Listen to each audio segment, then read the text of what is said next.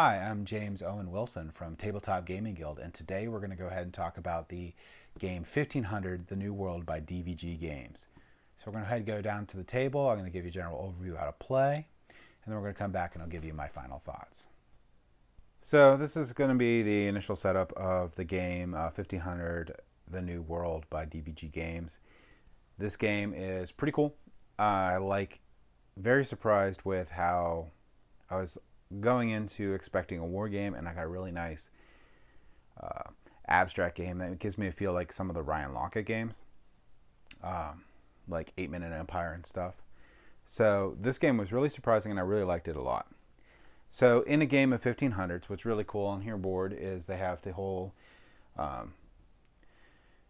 turn structure on here, and they show scoring and everything. So it's really cool. So what will happen at the beginning of the game is the first player will be the player with the lowest royal support. So what that really means is that this determines how many cards you draw for a round. Now in the rules it doesn't state what happens at the end of a round, but we just went with like if the first person player passes, we just went with whoever had the lowest royal support, and if there was a tie, it's whoever's closest to the dealer that is not, or the current first player who is not the first player. But like I said, there's no actual rule in the rule book for that. It's not stated in there, but you can do whatever you want. You can have the player not move. I would suggest to do what we did, or rotate it counterclockwise, or clockwise, sorry. So in the game, you're going to go through each round, and then each player is going to do these things in turn order. And we're going to do that for 6 rounds. So once this time tracker gets out here, the game ends, and we have whatever final scoring is. So on your turns, everyone's going to draw the number of cards that are equal to their royal support. So let's say I'm blue. I would draw 5 cards. So now that I have 5 cards, and when it comes to my turn, I have to do a couple different things. So the first thing I have to do is I have to lose 1 point for each of my struggling colonies. So if a colony is struggling, it'll be this side of the chip. So let's say we have a setup like this.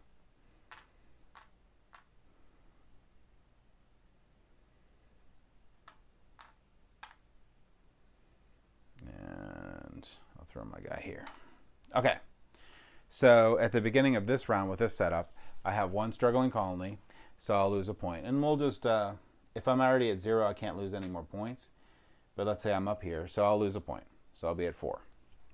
Okay, so the next thing that will happen is I can remove any of my colonies. So if this, in the game, because it's very interactive what the other players do, I might be, well, this is too much work to keep flipping this over, or I might lose it, so I'll just get rid of it, so I don't have to worry about it, because this costs me points. But not only that, on other players' turns, if I have struggling colonies, it gives them points. So if I don't plan to flip this guy up to a successful colony, I might just want to get rid of it, just so that other players don't get points, especially if I'm the first player, because the 3 other players would get points off of me. The next thing I can do is I can play my cards. So the cards are actually multi-purpose cards, which is pretty cool. So we'll go over what happens when I discard them, and then we'll talk about what happens when I actually play them. So a couple different things I can discard one of the cards to build a colony. So to build a colony, I just simply put one of these tokens wherever I want that's open on the board. The next thing I can do is I can reduce a colony. So I could just discard a card and reduce this colony here. The next thing I can do is I can repair a struggling colony. So I can discard one of my cards and make that a successful colony now. Now, the other thing too is reduce a colony. If I target a struggling colony, it gets removed from the board at that point. And then I could later on put a colony on here on the same turn if I wanted to. The other thing I could do is increase royal favor, which again is over here. And if I increase it, it goes down here, and I can draw 6, 7, 8 cards, which is pretty nice. Now, the last thing I can do I repeat this for each card that I have.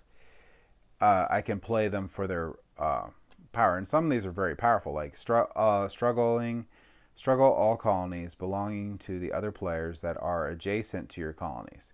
So if I played this card, this one, and if this one's not really struggling, it would be this one's adjacent, so it'd be all struggling. So that's really powerful. That's really cool to play Blight, and they're all pretty bad, or pretty good like that.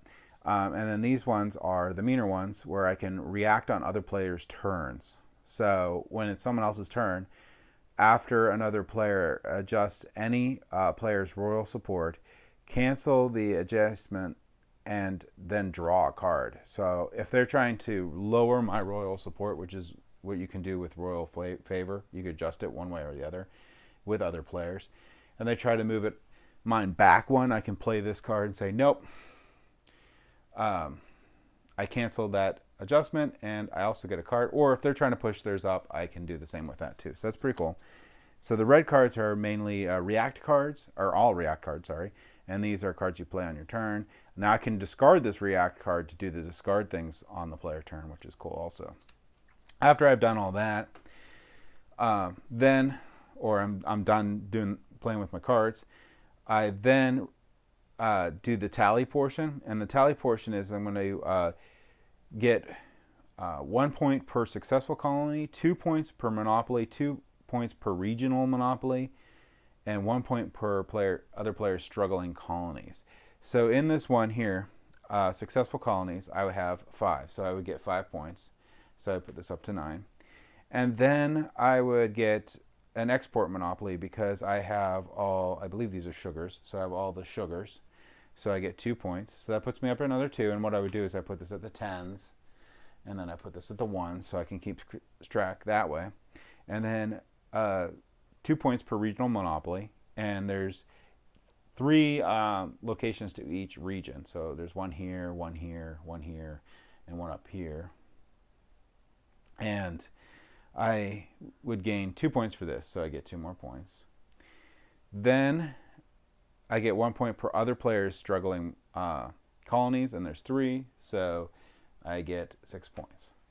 And so that's why it's important to be like, well, maybe I don't want to have a struggling colony, maybe I want to remove it so I don't give people points.